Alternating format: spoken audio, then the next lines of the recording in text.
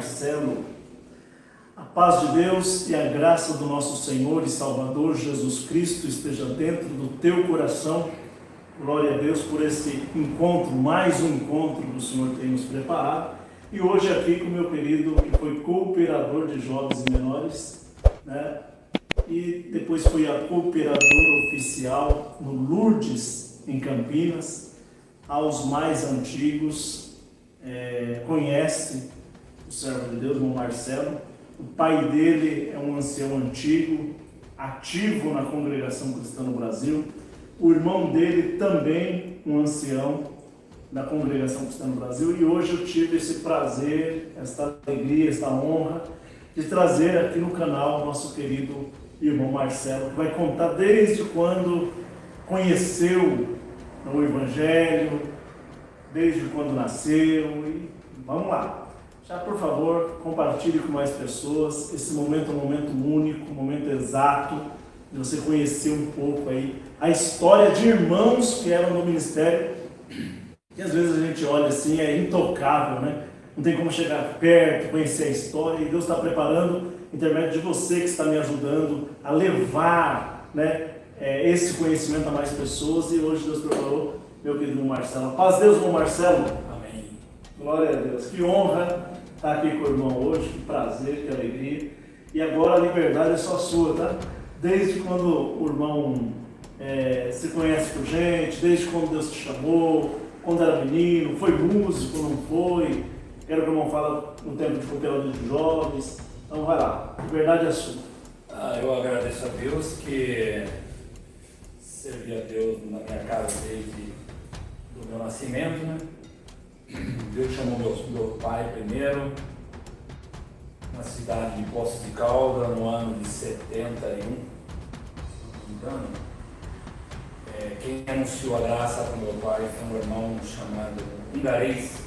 Esse irmão, ele era um irmão que ele fugiu dos campos de concentração da Segunda Guerra Mundial. E ele conheceu meu pai em Poços de Caldas. Meu pai tinha uma tinturaria e a história nos diz que meu pai lavava a roupa dele. E ele anunciou Jesus Cristo para meu pai, e meu pai creu no Senhor, e assim foi a nossa vida. Depois Deus chamou a minha mãe. No meu nascimento eu fui um menino muito enfermo. Eu tive paralisia infantil, né? E eu andava com meus sapatos nas mãos. E assim foi a minha história na minha infância. E no decorrer do tempo, Deus fez um milagre na minha vida, intermédio do meu pai lendo a Bíblia um dia na nossa casa, numa casa muito simples, no livro de Isaías, capítulo 28. No decorrer dessa leitura, o poder de Deus visitou a nossa casa naquele momento e deu força às minhas pernas para andar, e eu ando até o dia de hoje. Que milagre bonito, irmão. Coisa linda. E foi isso que Deus fez dentro da nossa casa.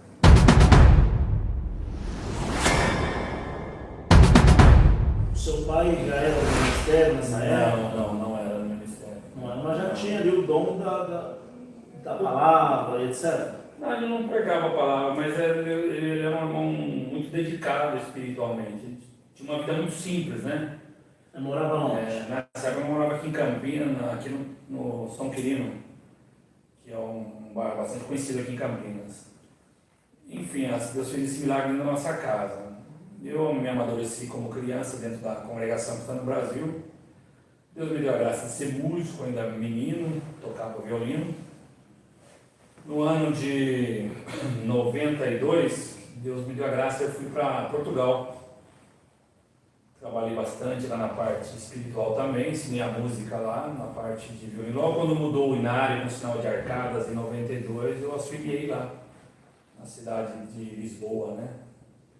E Deus me deu a graça de morar alguns anos lá. Quando eu voltei, eu me casei com a minha esposa, no ano de 95. No ano de 96, Deus me levantou no ministério. Eu tinha 3, 4 meses de casamento. Deus me levantou no ministério da palavra como cooperador de jovens aqui no Taquaral mesmo. Taquaral. Junto com o saudoso irmão Antônio Feriani. Ele já dorme no Senhor. E Deus me deu a graça de ser 12 anos cooperador de jovens aqui. Fui muito feliz com a mocidade. Aprendi muito com as crianças. Essa região aqui era uma das reuniões de jovens que dava mais recitativo, como que é? Aqui era o jovem que mais recitava. Taquaral. Aqui é de sábado à noite. Quando era de sábado à noite, eu estava na média de 500, 700, às vezes 800 recitativos. Devido ao grande número de moços, de mocidade aqui, o ancião ele achou por bem tirar os cultos de jovens da noite para ver se diminuía a frequência, né, na época. E a mocidade não gostava porque a alegria da mocidade é estar junto, né? Quando mudou para de manhã, você sentiu baixo, sentiu tristeza? Eu senti um certo desconforto espiritual, né? Que me tiraram muito em cima da hora. É que você está comendo um doce como criança, alguém vai e te toma e te leva embora, sabe? E aí, você no sábado à noite aproveitava a Irmandade também vinha trazer os filhos, já ficava, né? Já ficava todo mundo. Então já ficava um culto aí de 700, recitativo, umas 1000 pessoas. Teve culto aí de juntar 8 ônibus nas ruas. Aí. Meu Deus, que coisa linda. E não é pelo dom, não. É o carinho da mocidade Não, que tinha. o dom também, né? O povo amava a gente. Se você semeia o amor, você só colhe o amor. Né? A obra de Deus, ela E o bom na congregação, o bom é isso, né? Que quando você chega numa igreja mais animada, mais alegre, mais contente, aí um já fala pro outro, daqui a pouco tá juntando carro, ônibus, van na frente, é aquela festa, né? É melhor a boa fama do que o melhor unguento. É verdade. E Deus abençoa a minha vida, assim, no Ministério da Palavra, como cooperador de jovens, né? Fui muito feliz. Nas anos jovens que mais estava era aqui, depois tinha o Paulo, que era cooperador de jovens no Parque Industrial, tinha o Carlinho no Bonfim, tinha o Edivone em São Paulo. A gente era um grupo que sempre estava tudo junto na época, né? E Deus abençoou muito esse tempo. Que ano foi isso aí? Na década de 90. Década de 90. É uma década do ouro, né? Década do ouro. Era os cultos gloriosos. Onde você chegava, era um culto maravilhoso. Né? Eu lembro, o Edivone da Juta chegou a recitar 1.800 recitativos lá. Era muito bom lá. Eu cheguei a congregar com ele. Era mais que um espetáculo. Hoje a mocidade é um outro tipo de mocidade. Eu não sei como que a mocidade conseguiu chegar nesse nível, na verdade, né? A mocidade no passado era uma mocidade que buscava mais a Deus, até a linguagem era diferente, o choro era diferente, a manifestação era diferente. Como o irmão vê a mocidade hoje, nos dias atuais? Hoje eu acho uma mocidade mais matemático, que nem uma máquina, né? Eles se fabricam dentro dele mesmo para se evoluir. Ele não se evolui mais com a parte espiritual, ele se evolui mais com a parte tecnológica. A tecnologia está dominando a pregação, está dominando os dons, está dominando as amizades, e tudo isso vai deixando a parte espiritual, que era tão simples, como o canto de um pássaro, hoje é mais fácil cantar de uma outra maneira. Não acho que a mocidade hoje está, de uma certa forma, mais inteligente, mas está mais fria também. Espiritual. Se tornou mais inteligente porque ela se evolui mais devido à vida moderna que nós vivemos hoje. Né? A vida moderna se aplica dentro da própria igreja, né? O sistema de comunicação, né? Mas antes não, antes ele se comunicava de joelho, orando. Quando gritava e estava com fome lá do outro lado da cidade, você escutava dormindo na cama. Quando alguém gritava, estou com fome, o anjo te visitava no quarto. Essa era a nossa comunicação, não tinha tecnologia. E a tecnologia foi tirando isso do povo, está tirando cada vez mais, né? Tanto é que tem muitas pessoas hoje, muitos jovens, que não conseguiu ainda saborear o que é a graça do Filho de Deus mesmo, né? Eles estão vivendo a máquina da congregação, da igreja, onde frequenta mais a espiritualidade mesmo, a fonte que jorra, que dali vem a parte espiritual, a revelação, o dom, o poder de Deus. Isso já não está acontecendo mais, né? Penso eu hoje assim. Sim. E a gente vê essa dificuldade, né? E Deus me deu a graça de ser um homem feliz, como cooperador de jovens, e junto de mim saíram vários irmãos que recitam comigo, hoje são anciães, hoje são cooperador de jovens. Deus me fez um homem feliz e me deu como companheira a minha esposa, que sempre esteve do meu lado, né? Depois de 12 anos, Deus me levantou de cooperador num bairro aqui em Campinas, que chama Jardim Lourdes.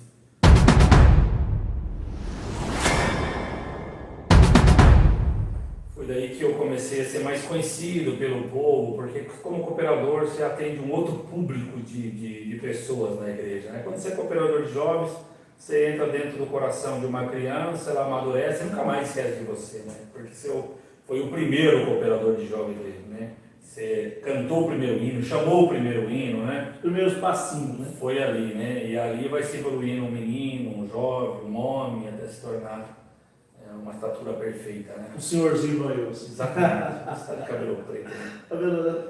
É só fantasia, mas eu sou vai ainda. Mas aí o irmão foi a cooperador oficial, sentiu muito essa diferença de cooperador de jovens para cooperador oficial. 12 anos ali, com a mocidade, tudo, e agora oficial. Como que é? Sentiu uma responsabilidade maior, menor, mais ou menos? Não sentiu nada? Fala. Você sente porque os assuntos são outros. Quando você prega para a mocidade e para uma criança, você faz nascer Jesus Cristo dele de uma maneira. Você vai pregar para um grupo já de adultos, são pessoas mais maduras, mais inteligentes, que você tem que ser também inteligente para saber o que você vai falar. E a sua fala tem que vir de Deus. É porque ali, sentado ali, às vezes o irmão tem uma profissão inferior ao irmão que está sentado ali, comendo a palavra, né? Às vezes está sentado um juiz, um médico, um doutor, um promotor, né? E às vezes a sua academia, né? A sua formação acadêmica não foi evoluída igual ele. Então você tem que pensar 2, 3, 4 vezes no que você vai falar, porque talvez aquela pessoa pode não absorver. É isso, mais ou menos, né? Exatamente. Tem essa preocupação? O Ministério de Cooperador, geralmente quando você adquire ele, você, como eu, quando eu fui para cooperador, já tinha um cooperador de jovens na minha comum. E, geralmente, na natureza normal, deveria ser o cooperador de jovens daquela comum já ir para cooperador. Porque ele já estava lá. Te trouxeram de um outro bairro para lá. Quando me levaram do Taquaral para o Jardim Lourdes, da minha casa aqui do Taquaral ao Jardim Lourdes, dá 14 a 16 quilômetros. Então é um outro mundo. E de repente cheguei numa igreja, já tinha um certo tipo de problema com um cooperador que teve lá, né? E que não foi muito feliz, cara, no ministério lá, mas está tudo bem.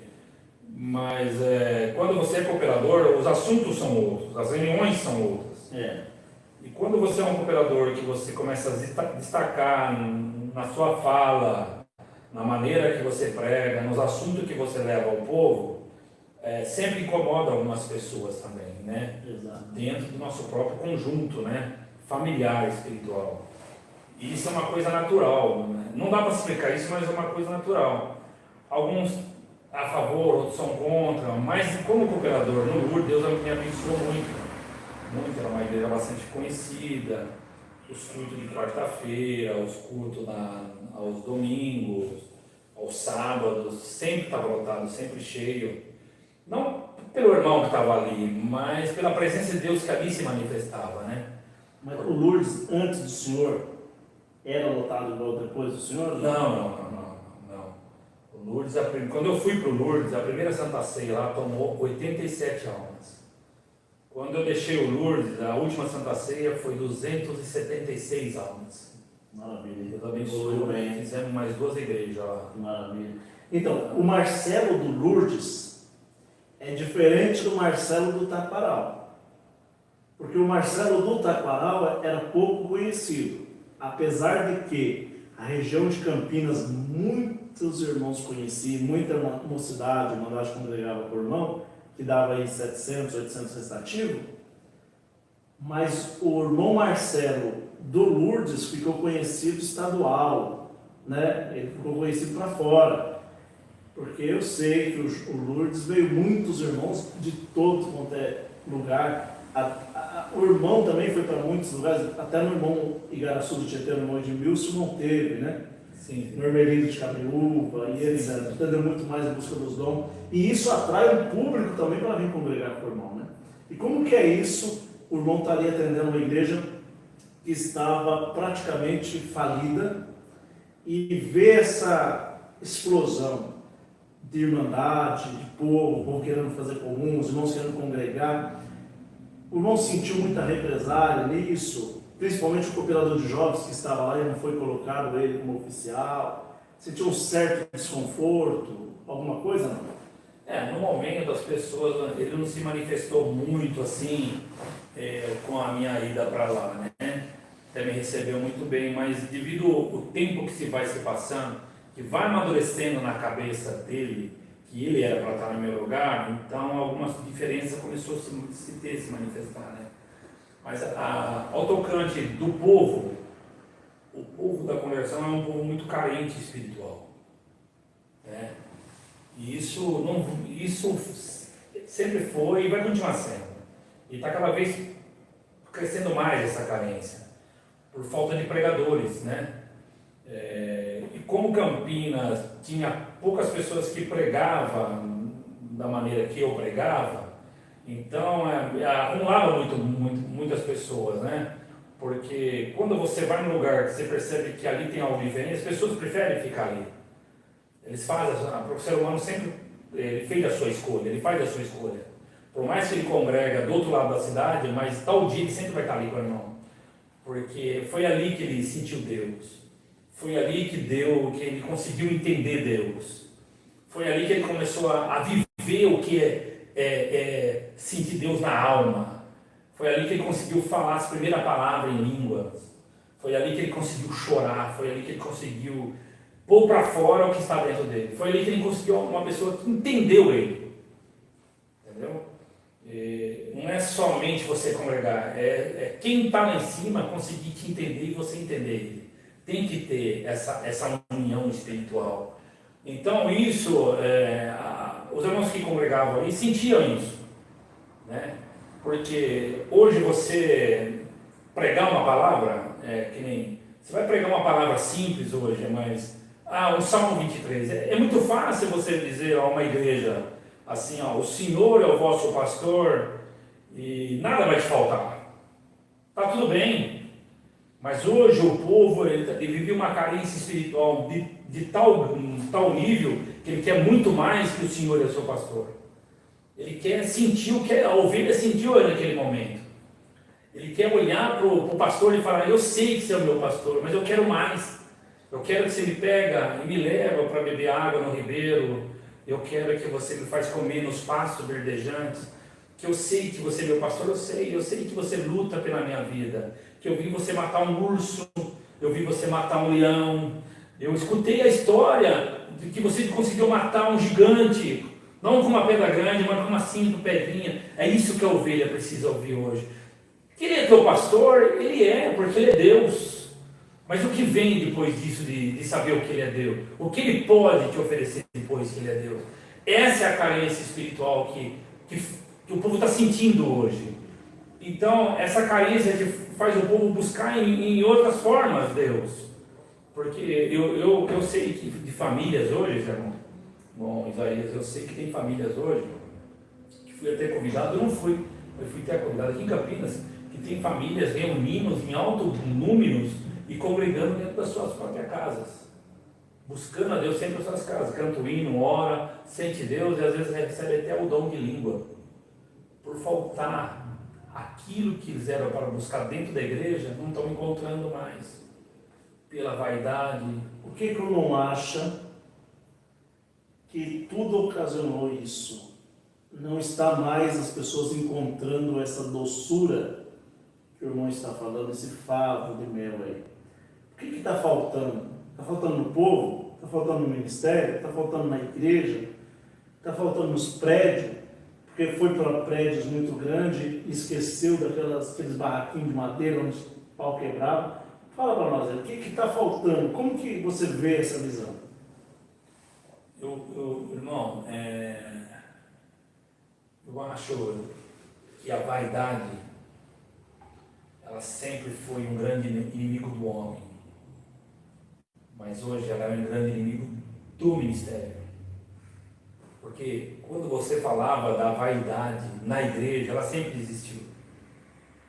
Mas hoje, aquela vaidade que estava na igreja, por um descuido, eu estava numa reunião, a primeira reunião, se o irmão me permite, irmão dá licença, eu estava numa reunião em 1996, foi a primeira reunião que eu fui. E estava nessa reunião junto comigo, estava o Carlinho do Bonfim, estava o irmão Edson Camilo, que hoje é diácono do Bonfim, estava o irmão Zezé, que é ancião aqui, estava nessas reuniões aí, então, para dizer que essa fala minha é verdadeira. E quem estava atendendo a reunião era o irmão saudoso Elias de Camires, ele estava atendendo essa reunião.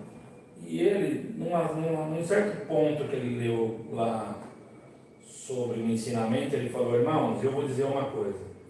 Se nós não cuidar dos nossos púlpitos, o diabo vai tomar conta desse lugar aqui. Ele disse isso, uma palavra forte de um ancião renomado como ele, é presidente. Foi do conselho presidenciário, né? Foi presidente, né? E o irmão Elias Camilo disse isso. E hoje a gente vê que a vaidade que está no povo, não está mais no povo. Ela veio crescendo como aquelas árvores que vai tomando conta, aquelas plantas que vai tomando conta do muro, sabe? Vai crescendo e o muro vai perdendo a forma. É assim que ela foi crescendo. Do povo foi crescendo em cima do púlpito. Qual é essa vaidade? Eu acredito que é a vaidade do poder. Poder. Eu mando, não o poder de Deus, espiritual. Poder do homem. Do homem. Eu mando, eu posso, eu sei, eu faço. Eu falo o que eu quero, eu mando aqui, eu que decido. E o principal mesmo, não tem. E a própria igreja hoje, vendo essa grande perda espiritual que estão tendo, acordaram, mas estão deixando morrer de novo. Que era resgatar as pessoas que não congregam mais. Aqueles que provaram da boa palavra. Aqueles que beberam de uma boa água. Entendeu? Então, começaram a fazer esses cultos de resgates. Eu achei muito interessante isso. Mas o próprio povo em si não aceita muito isso.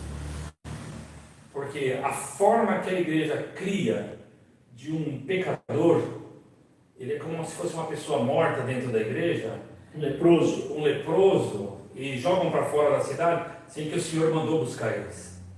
Tragam eles aqui. Aqui que eles eram para estar.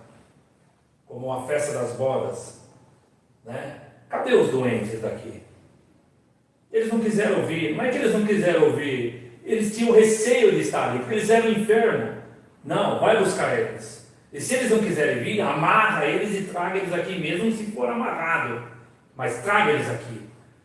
Esse tipo de povo. Porque o são não precisa do Senhor. Os enfermos. Uma pergunta, Marcelo. Quando o irmão foi cooperador oficial na congregação cristã no Brasil, no Jardim Lourdes, aqui em Campinas, o irmão pregava essas coisas no púlpito? Sempre Deus me deu essa parte. Sempre. Não teve nenhuma represália, perseguição de ancião para falar assim: você está falando umas coisas aí que não deve. Sempre teve. Irmão, o irmão tem que maneirar da maneira que o irmão prega, da maneira que o irmão se expressa. Né? É muito barulho, o irmão está incomodando, né? Mas eu, na minha boca, como eu fiquei no ministério 22 anos no ministério da palavra, eu nunca sequer saiu da minha boca que eu condenei alguém dentro da igreja. Saia daqui, pega essas coisas e vai embora. Nunca da minha boca saiu assim: hoje Deus não te quer mais. O que o irmão acha dessa pregação? É essa aí que o irmão está falando agora. Mandando a pessoa: Deus não te quer mais. Está cheirando mal aqui. O que o irmão acha disso? Não foi do ministério a vida toda.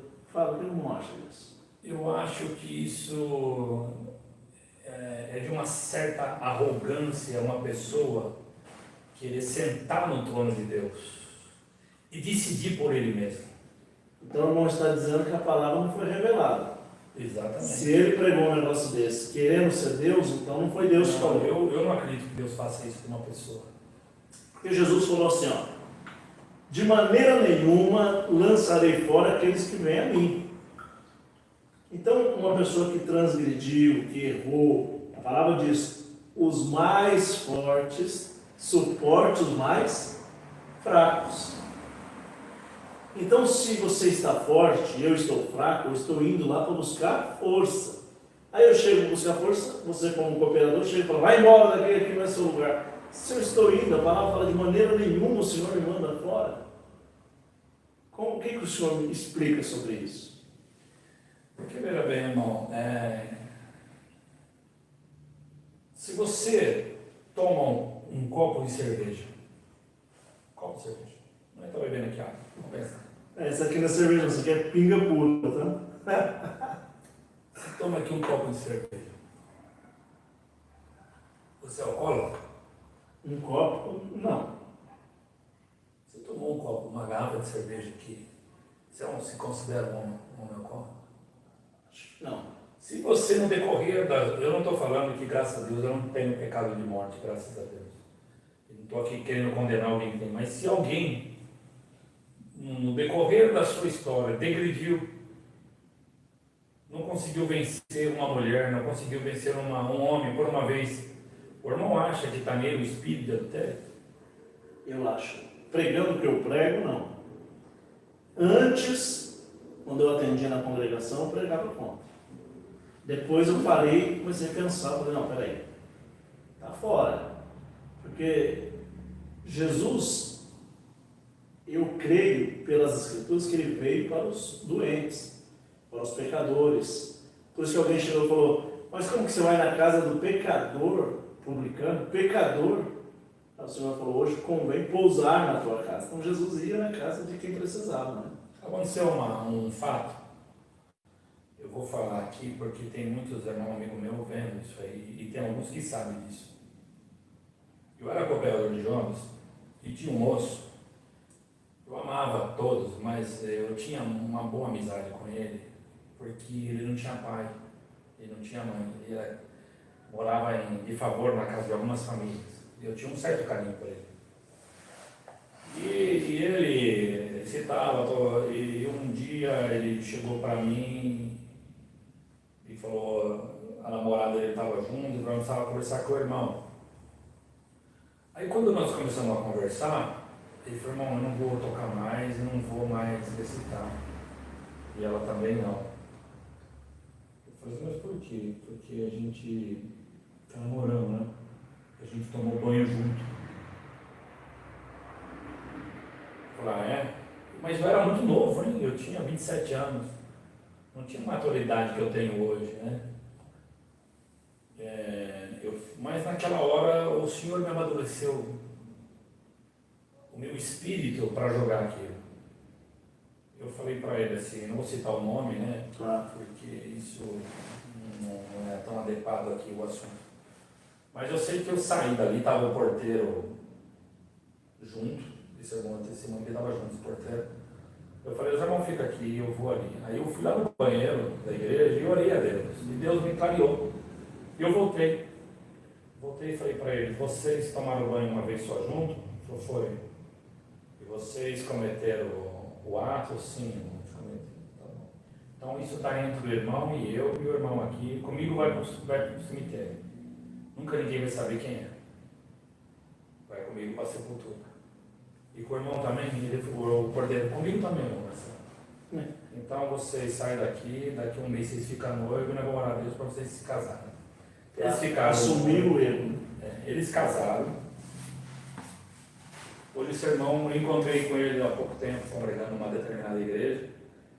Ele tem filho hoje com 19, 20 anos. Tão firme. Agora eu pergunto, meu irmão, eu não acho que se isso aí fosse uma outra pessoa ia julgar dessa maneira? Ia matar, né? Entendeu?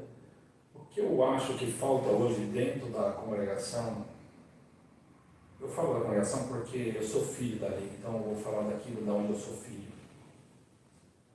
Falta esse tipo de amor, de carinho, de afeto. Empatia. Exatamente, irmão, entende? Então, essa falta de carinho, essa falta de amor, onde tem muitos pais que congregam hoje e os seus filhos estão abandonados, não tem mais força de congregar. A esposa não tem mais força de ir, o marido não tem mais força de ir. O marido não tem mais força de voltar com a sua esposa. A esposa não tem mais força de voltar com o seu... Porque existe esse determinado elo.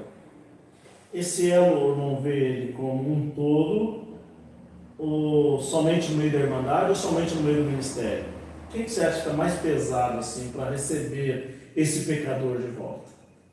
Eu acho as duas partes. Porque o ministério ele joga no coração da igreja. Por mais que você não aceita, você acusa. Por mais que você não quer, mas você acaba decidindo por aquilo que vem. Hoje o povo está mais esclarecido, é claro. Nós vivemos num outro mundo hoje. Vamos dizer, ninguém mais é bobo, né? Tanto é que hoje tem irmãos que tocam barbudo, porque hoje o povo sabe a força que tem. Mas até no passado ninguém sabia a força que existia em cada um de nós. Eu me lembro que o irmão Adalberto, do Piraporinha, Roberto Chagas, acho. Roberto Marques. Ele tinha um músico lá no Jardim Eldorado, onde hoje o cooperador oficial do Jardim Eldorado é meu primo. O ancião, o filho do ancião é casado com a minha prima também, a Paulinha. E tinha um músico que colocou uma costeleta aqui embaixo. Costeleta, até aqui embaixo. Quando o ancião passou que viu ele na orquestra, levantou para atender o culto e falou assim: o irmão fulano aí, enquanto o irmão não raspar essa costeleta, o irmão não vai tocar. Vai na sua casa, rapa a costeleta para voltar para tocar. Você acha que hoje, nos dias de hoje, ele fazia isso? Não. Então, por falta da lei, por falta do conhecimento da lei, por falta da Irmandade se precaver, a Irmandade sofreu muito com os ditadores, né? Teve muito ditador, né? Eu preguei uma palavra na década de 90, para cooperadores de jovens. E eu levantei um dia com a palavra no culto oficial da minha comum, na frente do meu cooperador. E sempre na igreja tem aquela família que não gosta de você. Como se diz a palavra, te persegue, né? A gente da congregação tem muito esse palavreado, né? Persegue a gente. Então, depois que eu preguei essa palavra, eles foram levar para o ancião. Só que o meu ancião era um ancião renomado, ele atendia a Espanha. Ele não era um ancião qualquer, era um ancião de certo grau, né? E quando levaram a palavra, porque eu tinha pregado a respeito do vinho e do pão. Eu sei que o assunto foi bastante forte naquele assunto. E ele me chamou numa reunião e falou assim: irmão, pregou isso aí, não foi Deus que deu, hoje o irmão vai ter que levantar e desfazer tudo isso. E eu, muito jovem, sem amadurecimento algum, né? Eu levantei no culto oficial, estava toda a mocidade, a minha família, a minha filha mais velha era uma menininha ainda. E eu comecei a falar: irmãos, eu preguei uma palavra aqui, o irmão que Deus me deu. Quando eu falei que Deus me deu, ele levantou da cadeira dele e me pegou pelo braço e falou assim: você não fala que Deus te deu isso. Deus não te deu isso, pregou de você mesmo. Ancião. E quando ele sentou, começou a ter um alvoroço na igreja, né? Alguns levantaram, começaram a falar algumas coisas e tal, não concordando com a atitude dele. Foi uma coisa horrível que aconteceu isso aí. Deus me deu uma luz. Eu falei para ele, eu lembrei porque nós trocamos essa luz aqui, né? Eu lembrei disso. Eu falei: irmão, essa obra é de luz. Falando para a igreja, os irmãos não se abatem com isso. A luz que está em mim é de 10 watts. Eu sou cooperador jovem, eu só enxergo até aqui. O irmão Antônio é ancião antigo, a luz dele é de 100, ele consegue enxergar muito mais além do que a minha. Então ele sabe o bem que ele quer, né, irmão Antônio? O irmão sabe o bem que o irmão quer. Quer dizer, eu consegui pegar ele na própria maldade dele. Exatamente. Entendeu? Agora eu pergunto para o irmão: imagina se fosse, imagina se fosse isso hoje. Com a minha esposa, que trabalha no Tribunal de Justiça, no juízo. Eu tenho a minha filha que trabalha no MP. como que seria a vida desse homem hoje? Né? Constrangimento ao público, né? Diante do público. Então, isso não foi só comigo, foi com tantos irmãos que sofreram tantas coisas. Bater e bater e bater. E quando você deixa o ministério por alguma situação, independente qual seja, ele sai cantando dizendo que tá vendo? Não foi Deus. A palha voou. A palha voou. E não é nada disso. O que salva nós não é a nossa carne, não é o púlpito, não é pregar uma palavra. O que salva nós é o que está dentro de cada um de nós. E o irmão ficou como cooperador oficial no Lourdes quanto tempo? 7 anos. 7 anos. E o que é que entristece o irmão ao todo? Assim, o que o irmão sente essa tristeza? Que o irmão tinha desejo de se expressar? Porque, assim, o ministério é intocável. Os irmãos não vão chegar para você. Não, irmão, conta para você, vai lá no púlpito falar, isso não vai. Mas Deus prepara um podcast dessa, um encontro desse, para nós sentar, conversar e você desabafar. O que o irmão sente de tudo isso? O que te entristece? O que te entristeceu? O que o irmão acha que não atende mais? Se fosse hoje, como que o irmão estaria nessa situação? O que me entristece é a maneira que as coisas acontecem. O que está atrás de tudo isso. O que me entristece é saber que existe, na verdade, um amor fingido. Não perdoa eu falar. Não, você tem que falar aberto. Um amor fingido, porque não existe aonde aplicar mais amor do que dentro da casa de Deus. Eu não sabe, irmão, depois que eu deixei o meu ministério por razões pessoais, eu não estou aqui querendo criticar ninguém, mas, irmão, acredita que eu nunca recebi a visita de um ancião, de um cooperador de jovens. Nunca ninguém ligou na minha casa para dizer, como é que o irmão está? Como é que está a tua esposa? Como é que estão as tuas filhas? Elas estão congregando? As tuas filhas estão congregando? Faz quantos anos isso? Irmão, eu acredito que já vai fazer 8 anos que eu deixei o ministério. Nosso querido irmão Marcelo foi cooperador oficial na Congregação Cristã no Brasil. Foi cooperador de jovens há 12 anos e foi cooperador oficial 8. 9 anos. 9. 7 no 2 e 3 no 2. 9 anos de cooperador oficial, mais 8 de jovens. 12 de jovens. Já faz 8 anos que renunciou ao ministério e está falando aqui para nós que desses 8 anos não recebeu uma mensagem de um irmão. A igreja do irmão era lotada, hein? Era cheia, viajava, atendia, pregava, e não recebeu uma mensagem desses supostos amigos que sempre estavam juntos nos rodízios de pizza. Né? Sempre.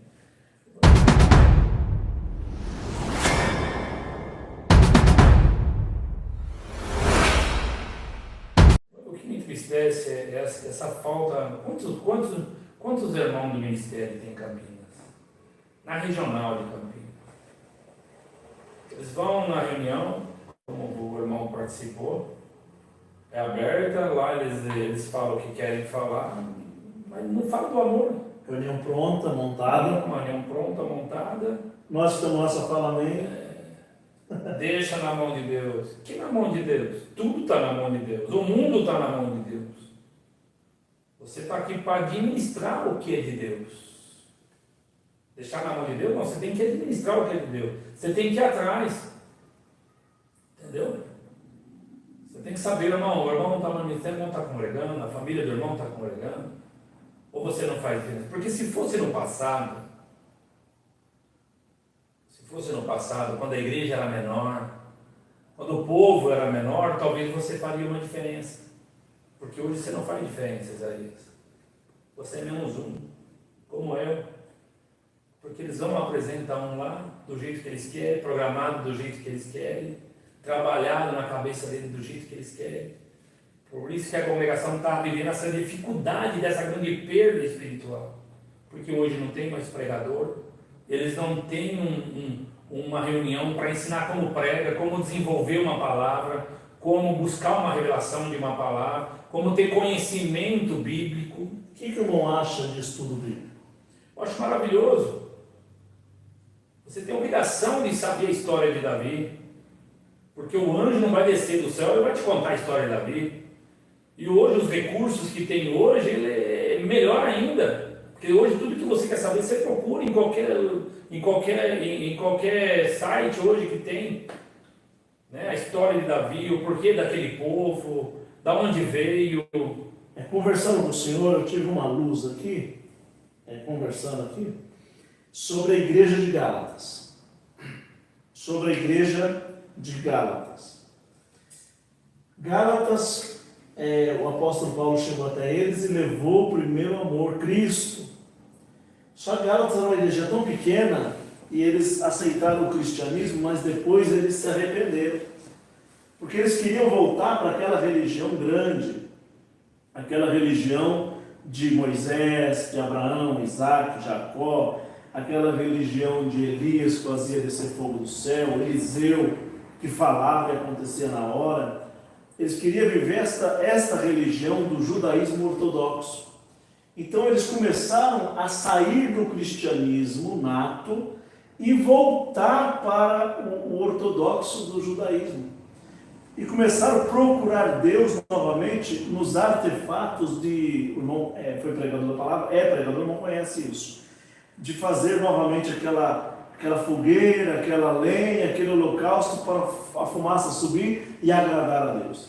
Foi quando Paulo disse, não, vocês estão voltando novamente e desconstruindo a palavra do Evangelho de Cristo. Cristo é o Cordeiro de Deus. Cristo é o Cordeiro Imaculado. Então não é mais matar um bicho, um animal, uma oferta, uma oferenda, que você vai atrair a presença de Deus. A presença de Deus está em Cristo Jesus. É Ele o intercessor e o mediador entre os homens e Deus, né?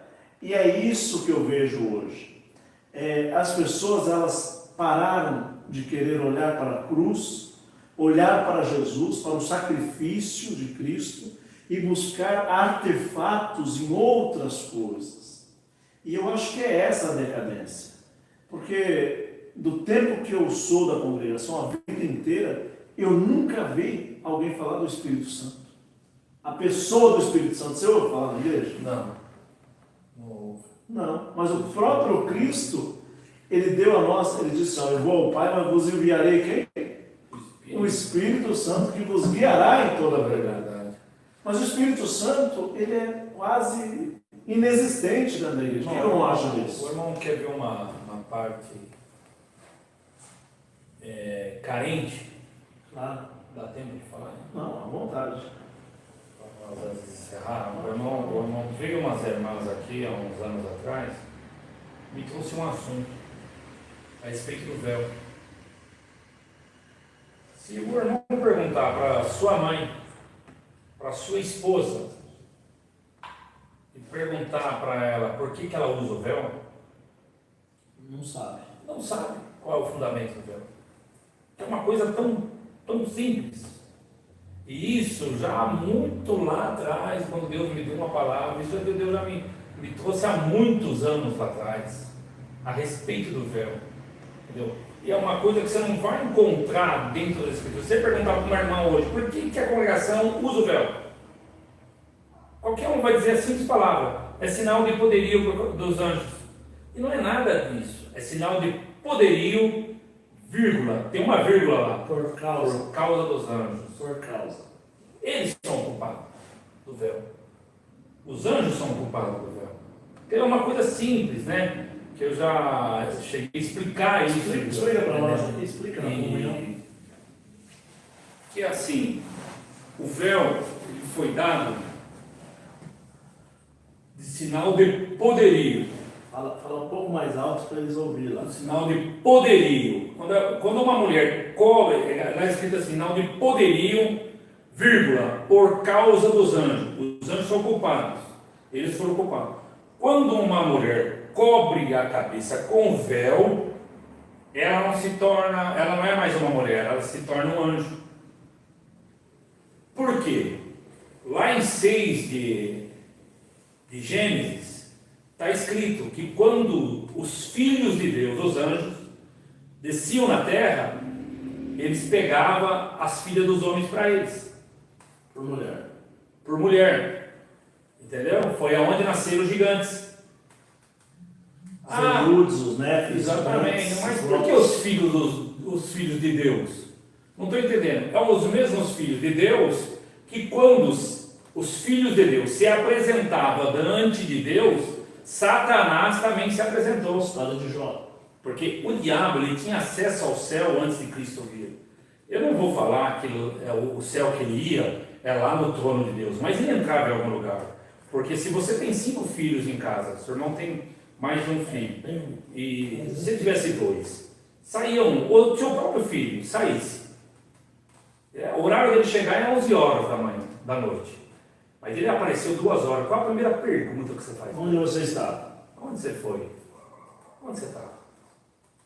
Quer dizer, ele saiu e voltou. Aonde você foi? Por onde você andou? De passear até que eu odiar por ela. Não entendeu? Então, esses mesmos filhos eram os filhos de Deus que desciam e pegavam as mulheres. Então, toda vez que um anjo olhava uma mulher, ele tinha desejo. Por quê? Porque o pecado não nasceu na terra. O pecado nasceu no céu. Nasceu lá, debaixo de Deus, debaixo do seu nariz, do nariz de Deus. Porque foi lá que teve a rebelião. O pecado nasceu lá, o pecado da mentira, da inveja, da soberba. Não é? O narcisismo, o narcisista veio de lá. Porque quando o diabo começou a olhar que a imagem dele refletia na água, brilhava mais do que a imagem que estava em Miguel e em Gabriel, ele se envaideceu.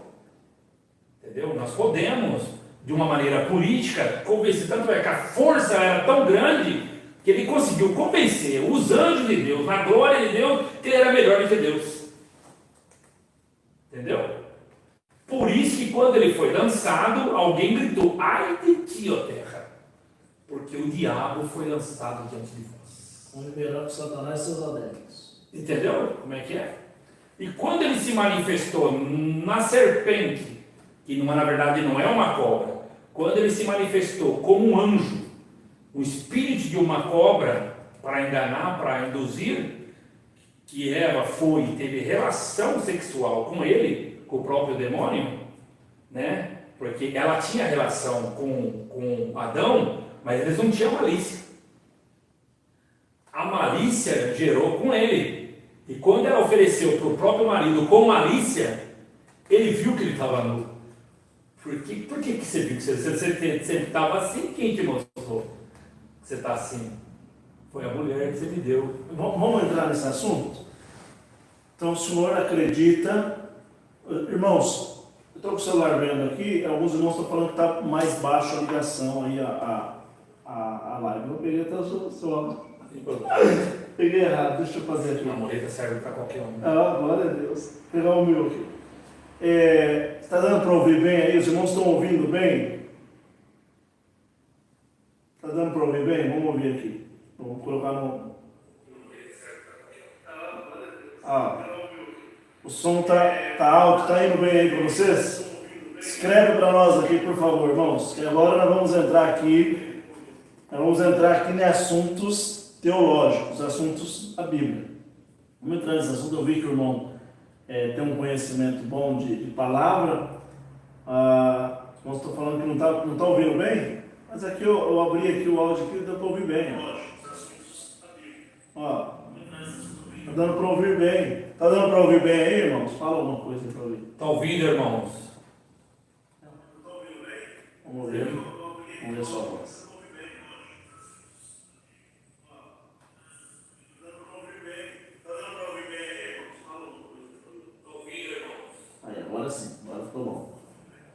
Ótimo, vamos falar mais alto assim, fica melhor. Eu estou sem o microfone, meu microfone deu um problema. Acho que ele pega mais. O celular de cima aqui, o som é daqui. Não, é lá, de lá. O meu microfone, ele deu um probleminha, né? Então eu estou comprando outro, está chegando, então hoje eu falei, já estava marcado aqui com o Marcelo, não ia desmarcar. Meu querido, e se Deus preparar, quinta-feira eu vou estar em Peruíbe, lá em Anadias, fazendo um podcast, um encontro com o irmão, foi cooperador de jovem no Caraminguaba há muitos anos, só os antigos lembram dele, o Niltinho do Caraminguaba, o Niltinho. Quinta-feira agora, se Deus preparar, estarei lá.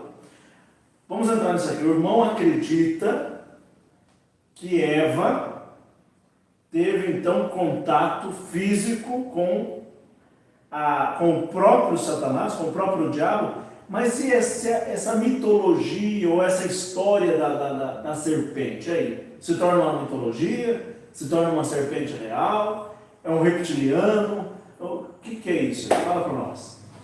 Pode falar bem alto, tá? A serpente, a forma de falar serpente é por ela ser astuta e venenosa.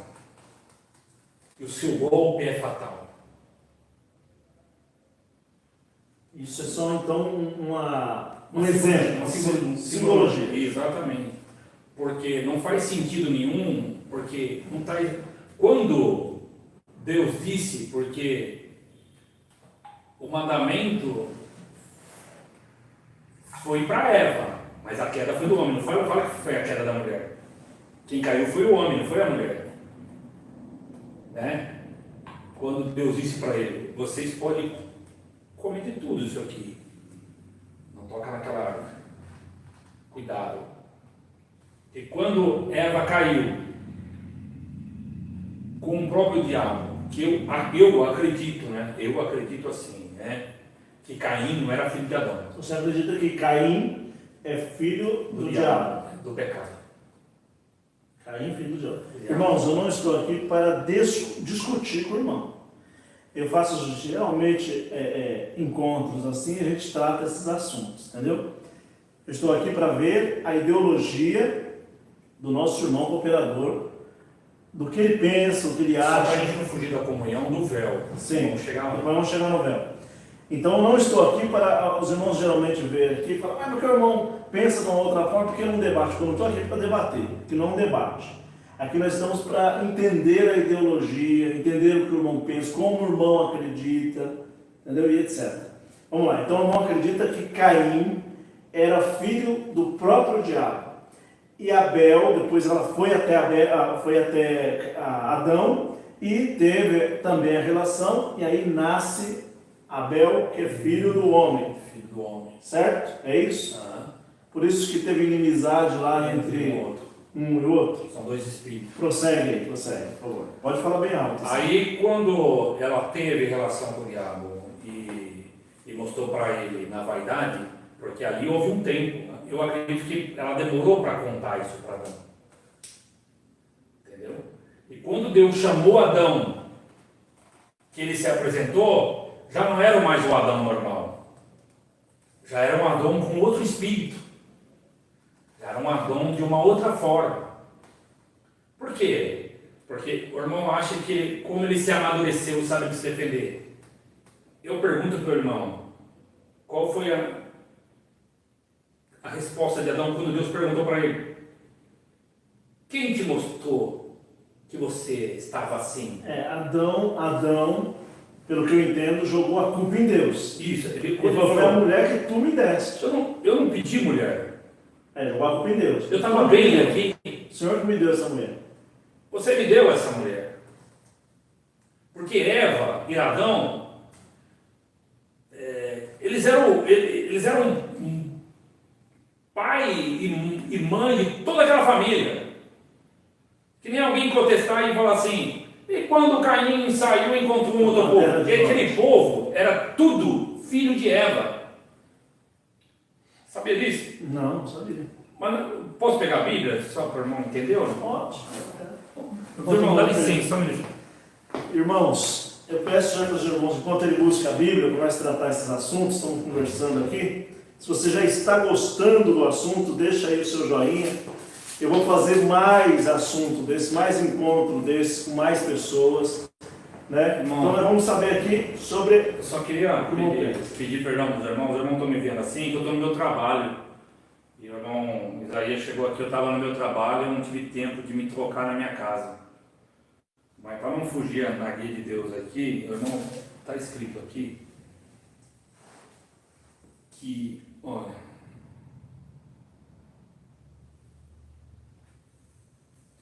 se os irmãos lerem aqui em Gênesis, se os irmãos lerem Gênesis, capítulo 3, versículo 20, aqui, está tudo aqui. E chamou Adão o nome de sua mulher Eva. Portanto, ela era mãe de todos os viventes. Está escrito aqui. Sim. Bom, Gênesis, capítulo 3, versículo 20. Depois você dá uma olhada aí na sua Bíblia. Gênesis 3, 20. E vamos entender o raciocínio do irmão, né? Isso de uma tal forma o que ele leu. Isso, irmão, estou falando aquilo que Deus esclareceu para mim. Sim, para mim. Claro. Né? Sua ideologia. Respeitando o pensamento dos irmãos que estão aí, e do irmão também, mas isso Deus fez para mim, isso é para mim. Então, quando aconteceu tudo isso, porque o irmão acha que Deus tiraria Adão.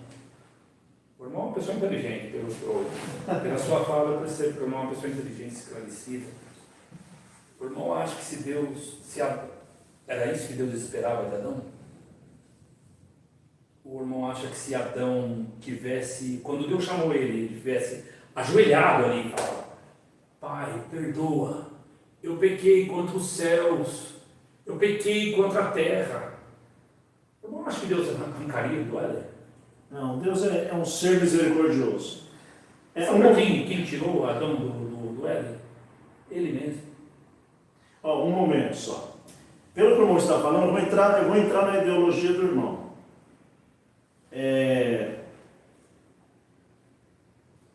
Eva, segundo o que o irmão está pensando, que eu estou imaginando aqui, segundo o que ele pensa, como ela foi mãe de muitas pessoas estando no paraíso, isso não fala? Estando no paraíso? Esse ponto não deu?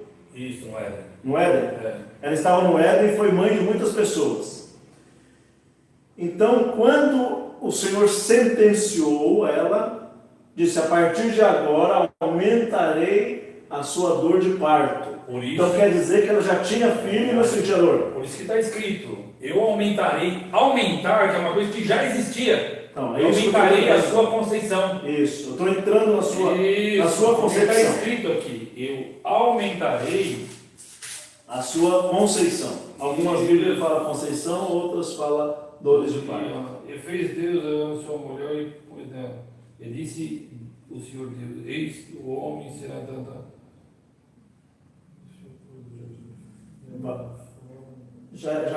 Depois da queda, queda. Então disse que quanto o irmão está procurando ali, eu não estou dizendo aqui que eu concordo ou discordo dele.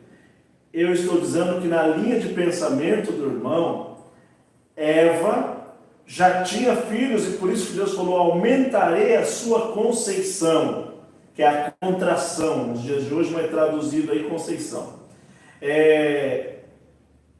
Então, quando ela recebeu essa sentença, dali para frente, ela teria dor de dar luz, dor de parto. Pelo que eu estou vendo, é o pensamento do nosso irmão cooperador. E a mulher disse: multiplicarei grandemente a tua dor e a tua conceição. Isso. Com dor terá filhos, e o teu desejo será para permanecer. Ela não tinha dor. Multiplicar é uma coisa que já existe. Eu vou multiplicar vários irmãos aqui. Multiplicar, porque você existe. Claro. Você é a forma. Entendi. Entendeu? Então, multiplicar. Então, ela já tinha. Eu já toquei nesse assunto justamente por causa dessa parte. Porque eu falei, como o senhor falou que ela é mãe de muitos... Só que para você entender essa parte, vamos ver que não é que a Bíblia é mágica, a Bíblia ela é escrita por dentro e por fora, como disse João. Se o irmão pegar a serpente, mas será que ela era o diabo? Era, porque se o irmão viajar de Gênesis, lá em 22 de Apocalipse, serpente, o antigo diabo. Que é a antiga serpente chamada o diabo. Sim. E quando a mulher fugiu para o deserto, que 12 de Apocalipse. não é que aquela mulher que não fala de Maria, mas da graça. A mulher e o dragão. Entendeu? Então, se você ligar uma coisa com a outra, você vê que está tudo certo. Deus fez tudo certo. Não está nada errado. A mulher tinha perdido a sua glória. Só que Deus amou o mundo. Aleluia. Glória a Jesus. Glória a Deus. Deus amou o mundo. Amou o irmão, a sua casa, a mim, aos irmãos que estão aí. E para ele trazer de novo um novo acerto, teria que gerar de novo. Então, Deus não fez mais o homem com a sua força, porque o diabo falava, e ele falava assim, porque ele não é igual a nós. Deus não é carne, não é osso, não é sangue. Então, o que ele fez? A sua palavra mergulhou dentro de Deus e transformou em verbo e levou um salve agraciada. Bendita és tu entre as mulheres, bendito é o teu fruto. Bendito é o fruto do teu ventre. Então, a palavra de Deus gerou alguém, gerou um Deus de carne e osso. O segundo Adão, o Adão de restauração. Exatamente. Por isso, irmão, que a mulher tinha perdido a sua glória. Lá em Eva. E os anjos, sabendo da força do pecado, e já sabendo que o pecado existia no céu, e já lutando contra ele lá, e quando eles desciam na terra, eles já eram avisados, cuidado, que o diabo desceu aí. Eles se apaixonavam pelas mulheres, ele tinha mulheres. Mas anjo tem desejo, os homens também têm desejo, o irmão tira por logo. Claro, ofereceu as filhas. Porque eles queriam os anjos. Queriam os anjos. Olha onde nós vamos, meu irmão. Não dá para terminar esse assunto aqui. Mas não é para terminar, é para continuar. Entendeu? É um assunto que você consegue viajar nesta máquina chamada tempo. Se nós sair um pouquinho, irmão, do canônico, e entrar no livro apócrifo, aí nós vamos entrar no livro de Enoque. Não acredita no livro de Enoque? Acredito. Então não acredita que antes de Eva já existia uma mulher por nome de Lilith, a mulher de Adão? Eu não sei porque eles eram tudo formal. Por que escreveu o diário de Caim e Abel? Porque eles chamaram a atenção. Não por existir naquele momento, mas pela atitude deles. É porque, sabe o que me faz pensar sobre o livro apócrifo? Os irmãos que estão aí que sabem o que eu estou dizendo, que é o livro de Enoque. É que quando aqui, onde o senhor leu, em Gênesis, quando Deus faz a mulher, faz Adão dormir, aí quando ele acorda, que ele vê a mulher, ele fala, esta é carne da minha carne e ossos dos meus ossos. Por que Adão falou isso? Esta é. Porque se esta é, porque alguém já não era. Né? Então quando Deus fez Lilith e fez Adão, fez Lilith igual a Adão.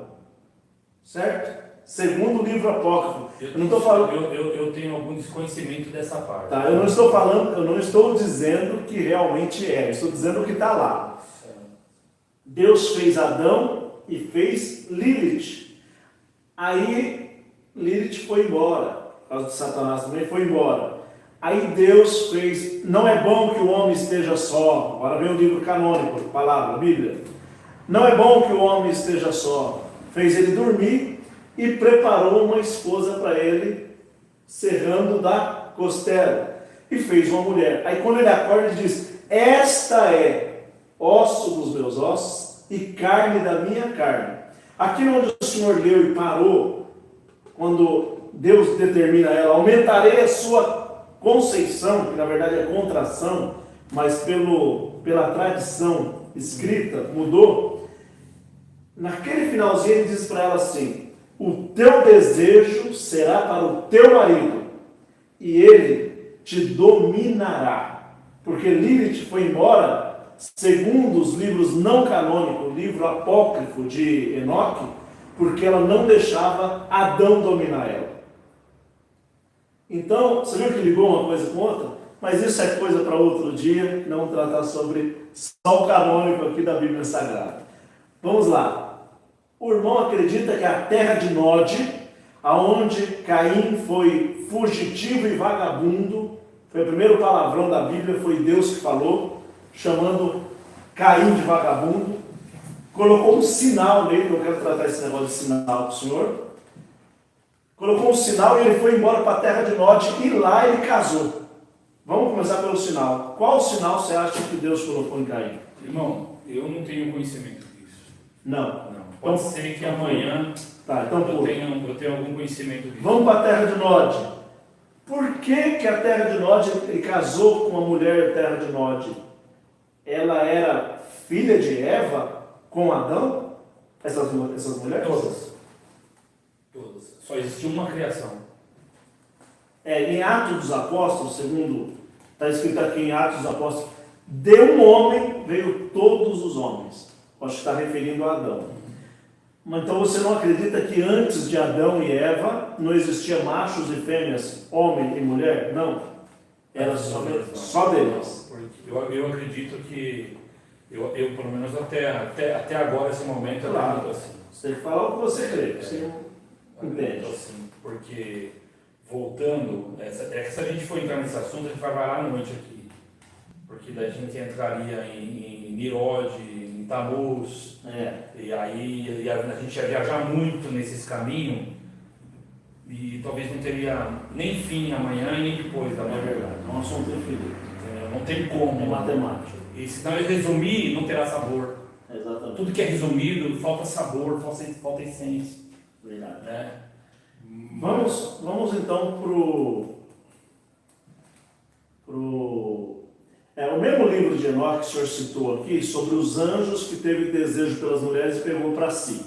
O livro de Enoque diz que esses eram 200 guardiões que se corromperam de anjos para forma humana e casaram com as mulheres, da onde a Bíblia nos afirma que veio os Néfilis, Eliúdes e os gigantes, certo? Os guerreiros.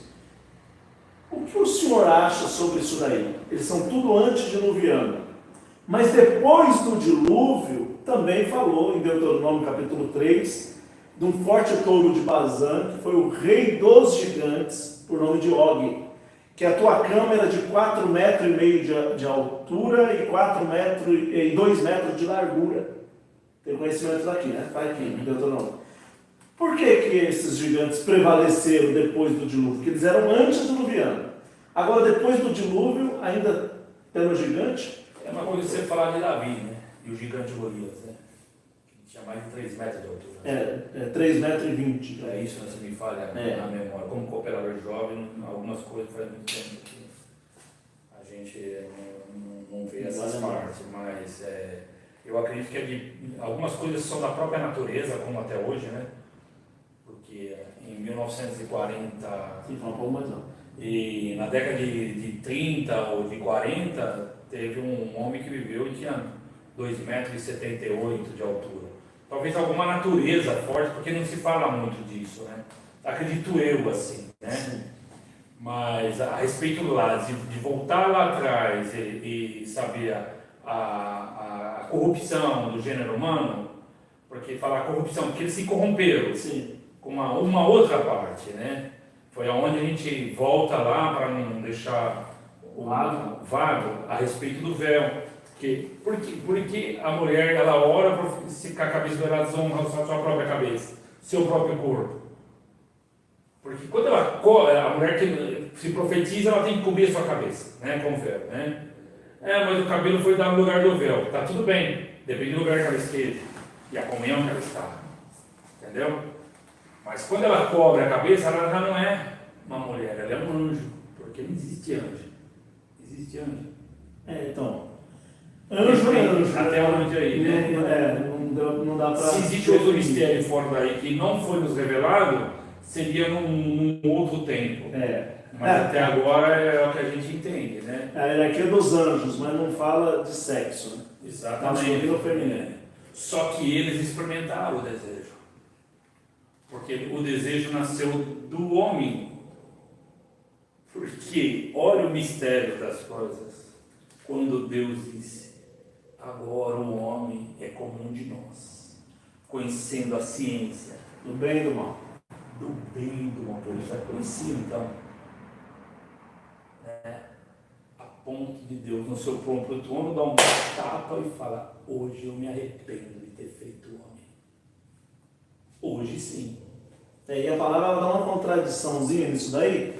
E eu queria até deixar claro para os irmãos que quando ela contradiz, é porque é tempo, é local, é estádios, cidades, e a Bíblia não foi cronometrada assim, num cronograma assim certo, não, ela foi encaixada, pego pergaminhos, né, papiro e etc. Então, essa parte que eu me arrependo de ter feito o homem, aí contradiz lá numa parte que fala assim, Deus não é homem para que minta, e nem filho do homem para que se arrependa.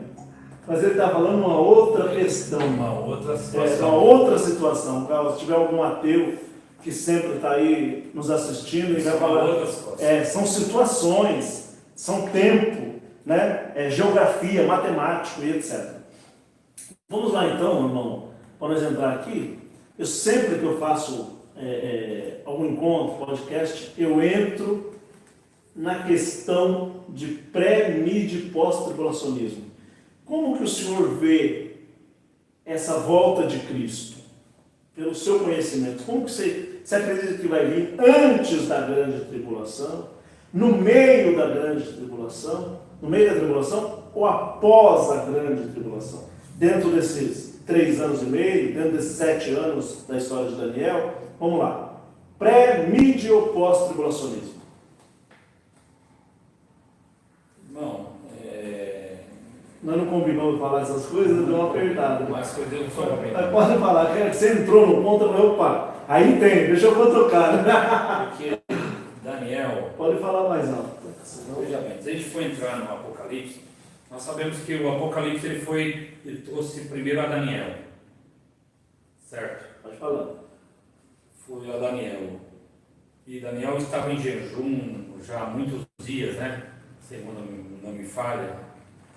E quando, para nós entender essa parte, tem que falar essa parte aqui. Quando Gabriel, né? Deixa eu trazer aquilo mais perto de você. Pode falar. Quando Gabriel, ou Daniel, ou Gabriel ou Miguel trouxe o Apocalipse, Gabriel trouxe o Apocalipse a Daniel, o que ele disse? Foi lá e tocou nos lábios dele e disse assim, homem muito desejado, as tuas palavras foi ouvida. Eu era para ter vindo antes, era para ter chegado aqui hoje, mas o rei de Tiro, de Ciro, levantou contra mim, o diabo levantou contra ele. Eu lutei contra ele, mas não consegui, eu precisei de ajuda, ele quis dizer. Miguel teve que descer e me ajudar nessa guerra. Por quê? Porque Gabriel e Miguel são anjos ungidos. Não sei se o irmão tem esse conhecimento. Eles são anjos ungidos. Igual o próprio diabo. Ele era um anjo ungido. Ele é ungido, exatamente. Porque eles eram o quê? Filhos do óleo. Quando Zacarias, começou a perguntar para eles, Senhor, quem são aquelas 2 oliveiras que estão ali? Esse não sei o que, Deus começou a falar, o anjo começou a falar para ele, coisa nada a ver do que ele estava perguntando. Depois continuou falando, ele falou de novo, não, eu sei de tudo isso que está me dizendo, mas eu estou perguntando daquelas 2 oliveiras. Aí ele começou então, e Senhor, não, eu estou falando daquela oliveira que está, 2 raminhos de oliveira que está do lado da direita e o que está do lado da esquerda. Quem são? Esses são os 2 filhos do óleo que assiste diante de mim. Não é qualquer um que assiste diante de Deus. Exatamente. Também acredito Quando nisso. Gabriel apareceu a Maria, que ele disse: Eu Assisto. sou o Gabriel Que assisto diante. que assisto diante de Deus. Entendeu? É um dos 7 anjos que está à destra de Jesus, né? De Porque Deus Pai. só pode vencer o demônio aqueles que têm força igual a eles. Por isso que a força de Gabriel era pouca e Miguel desceu para ajudar ele. Quando trouxe o Apocalipse a ele, ele disse o quê? Daniel, sela a palavra deste livro. É tempo de selar. Mas quando ele levou o Apocalipse a João Maria de Patmos, ele disse: desata o selo desse livro, porque o tempo são chegados. Só que nós não vamos entrar em Apocalipse hoje aqui, porque não vai dar o tempo, né? Mas eu deixo aqui o meu pensamento espiritual. Eu vou ser humilde, que nem o apóstolo São Paulo foi, dizendo: eu não quero que acreditais em mim, mas eu deixo aqui aquilo que Deus me fez saber. Eu acredito que a vinda de Cristo vai ser quando estiver tudo bem. O mundo vai estar maravilhosamente bem. Não vai ter mais fome, não vai ter mais guerra, vai estar todo mundo nos carros daquele momento, daquele século.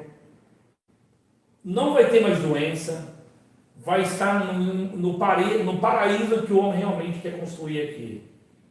Aí sim, porque está escrito: quando haver paz e segurança, ainda não é o fim, mas está próximo. Está escrito aí. Está escrito. Mas o senhor vê isso dentro dos 3 anos e meio de uma falsa paz que vai ter? Então o senhor é mais tribulacionista? O senhor acredita que a tribulação, nós já estamos vivendo essa tribulação? Ainda não estamos vivendo? Não começou? Vai começar? O que o senhor acha? Eu acho que a gente vive na tribulação porque nós somos o povo da tribulação. Nós não somos o povo escolhido. Eu não sei qual o pensamento do irmão. Não, mas o meu pensamento aqui não conta. Conta só o seu. Nós não somos o povo escolhido. O povo escolhido é o povo de Israel. É lá, eles são o povo escolhido. Nós somos jambuzeiro. O Senhor nos enxertou nessa oliveira. Nós somos o povo da tribulação, não os escolhidos. Que quando João viu já lá na frente, ele já viu já, João já tinha visto, ele foi levado no fim. João não foi levado no começo, ele foi levado no fim. É que nem uma máquina do tempo. Ele foi lá, viu o fim e voltou lá na ilha de Patmos. E ele falou assim, o anjo perguntou para ele pergunta para o anjo: quem são esses? São o povo da grande tribulação. O que mais? E guardaram... que lavaram as suas vestes no sangue do Cordeiro. Exatamente. Foram batizados. Exatamente. Mas alguém pode dizer: mas só vai ao céu quem é batizado? Não.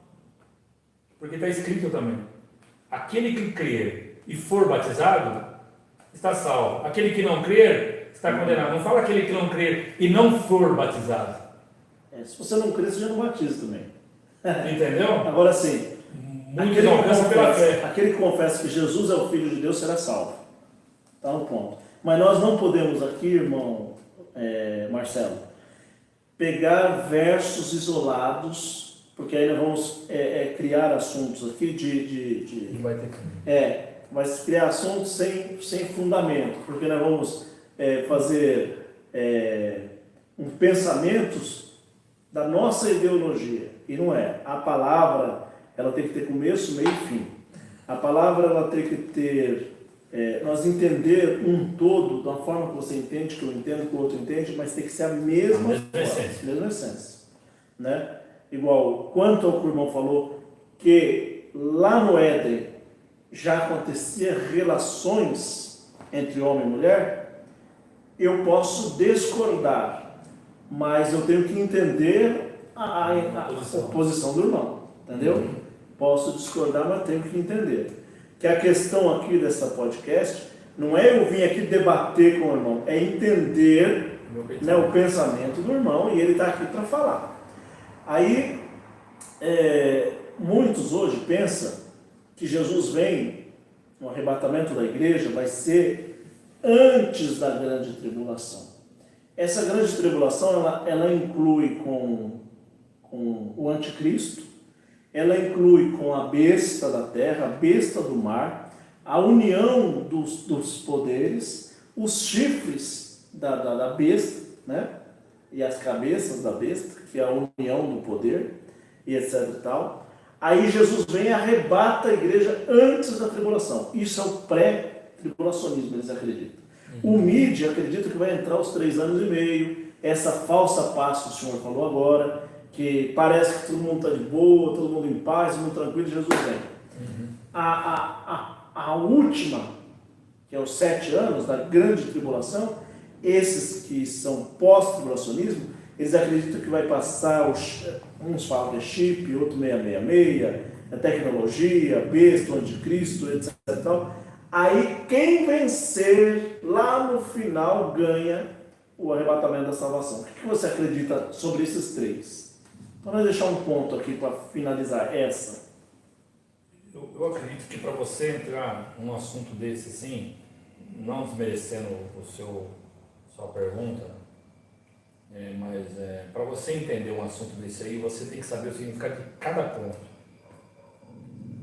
Porque se você entrar no assunto da besta, do mar, então ele fala que naqueles dias o mar dará conta dos seus mortos. O mar, não sei se o irmão pensa assim. São pessoas. O mar é o mundo. O mundo. O Mundo o quê? O mundo literal ou pessoas? O mundo do pecado. Ao pecado. Tá. O mundo do pecado.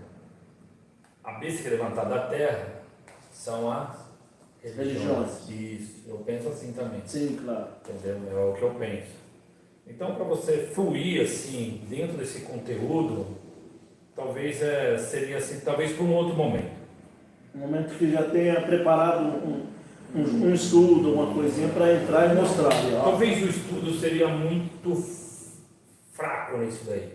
Bom, quer levar mais para o lado espiritual. Talvez o lado espiritual falaria melhor isso. Entendeu? Buscar de Deus e falaria melhor. Porque quando você fala espiritualmente, o que nós falamos aqui, o estudo leva a dúvida lá, onde eles estão vendo lá. Sim. Porque o estudo vai buscar estudo. Se você conseguir fluir a parte espiritual e fazer viajar como nós viajamos aqui, sim, como eles estão viajando lá, o que está aqui vai descer lá. Sim. E a mesma virtude que está aqui vai sentir lá. O mesmo glória que está aqui vai dar um glória lá também. Entendo. Porque as coisas de Deus ela não deixa dúvida. Entendeu? Ela andando, ela está no mesmo lugar. Porque a teologia ela tem a sua força. Os estudos têm muito mais a sua força. É que nem um mergulhador, né? A parte espiritual ela vai além do próprio mergulho. Que nem tem uns que tem mergulhador que ele vai ali, pega as primeiras pedrinhas ali e traz para cima. Olha que lindo, que bonito, espiritualmente falando, irmão. Sim, sim. Mas tem uns que vai mais lá embaixo, vai atrás da safira, sim, da esmirna, e é coisa mais preciosa. Entendeu? É que nem a abelha, vamos falar da abelha, é que nem a abelha que chega ali do lado da rosa e tira o néctar ali e mesmo assim ela consegue levar na sua própria criação e desenvolver tudo aquilo de uma outra forma e daquilo faz doce. Mas se ele for tirar da abelha, mas tem coisas que quer buscar mais profundo dentro da rosa, como o beija-flor. O beija-flor ele não tira só o que está ali, o bico dele é maior, ele vai lá no fundo, porque ele sabe o que está lá dentro é mais doce do que está aqui fora. Espiritualmente, os irmãos vão entender espiritualmente, o que é você entrar dentro da visão, o que você entrar dentro de uma comunhão, e fazer você viajar dentro daquilo que é magnífico isso. De repente, o irmão some aqui, eu sumo. É Deus no lugar, é Deus no lugar. Exatamente. E você vai falar de onde você está falando, não é outra coisa não ser Deus isso. É verdade. Entendeu? Então, Deus vai preparar um outro momento, de uma outra forma, de um lugar mais adequado, claro, para nós todos poder viajar nessa nave chamada revelação e levar nós num lugar que está nos esperando já. E talvez conta coisas inefáveis que não é lícito nem dizer alguns que perguntar. Igual o João come aí, engole esse livrinho que tem muita coisa que o pessoal não está preparado para Não está preparado. Como que o senhor pensa a respeito de calvinismo e arminiano? Como que o senhor pensa, como é a sua visão dentro da graça, que é o favor imerecido e não a instituição, sobre a salvação como calvinista ou a salvação como arminiano? O senhor, não sei se o senhor entende muito sobre isso, mas o calvinista acredita que ele já nasceu para ser salvo. Predestinação. Predestinado já à salvação. Só vai se perder o filho da perdição, certo? O armeniano acredita igual nós a vida toda fizemos. Deus seja louvado, agradeço a Deus que sou filho. Se eu for um filho firme e fiel até o último dia, ele daria a coroa da vida eterna. Dá uma expansão sobre esse assunto para nós. Eu não acredito em predestinação. Não. Eu não é mais armeniano. Eu acho que seria muito injusto. Uma pessoa que nasce no ventre da mãe, ele vai ser um bandido. Ele vai ser um médico, ele vai ser um assassino. Eu acho que tudo que nasce do ventre de uma mulher, ele já nasce na forma do seu livre-arbítrio. Mas eu posso fazer uma pergunta para o senhor? Claro. Dentro de tudo isso daí, desse contexto, vamos voltar lá onde nós começamos. E essa relação de Eva com a serpente, e aquele Caim, não foi já um predestinado ao mal? E aí ele não teve um livre-árbitro, porque ele já foi filho do próprio diabo. O homem ele só faz gerar. É que nem a mulher que... A escolha foi do próprio Caim. É que nem a mulher que é estuprada. Violentada. Não perdoa a expressão. Não. Entendeu? O filho que nasce dela não tem culpa. Não tem culpa. Nenhuma. Então o senhor acha que Caim e o próprio Judas, porque Judas foi falado que ele nasceu para aquilo. Entendeu? É que nem falar assim. Mais perto aqui. É que nem o irmão falar.